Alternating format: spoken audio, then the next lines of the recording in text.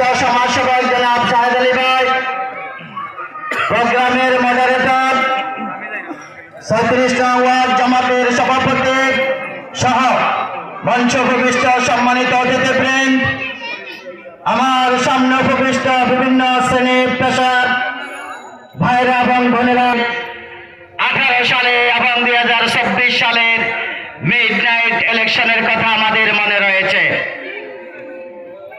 আমরা আপনাদেরকে আশান্বিত করতে চাই, আগামী 12 ফেব্রুয়ারি যে নির্বাচন অনুষ্ঠিত হতে যাচ্ছে, এই নির্বাচন হচ্ছে বাংলাদেশের স্বাধীনতা সার্বভৌমত্ব রক্ষার নির্বাচন। এই নির্বাচন হচ্ছে বুক চিতিয়ে দেওয়া শহীদ আবু সাঈদের রক্তের বদলা নেওয়ার নির্বাচন। এই নির্বাচন হচ্ছে এমসি কলেজ হোস্টেলকে যারা জ্বালিয়েছে, সেই জ্বালাও পোড়াও আন্দোলন সংগ্রামের বিরুদ্ধে আমাদের কঠোর অবস্থান।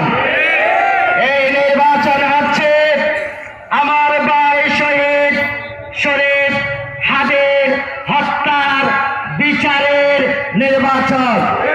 সেই নির্বাচনে বাংলাদেশের অন্যান্য 300টি আসনের মতো একটি গুরুত্ব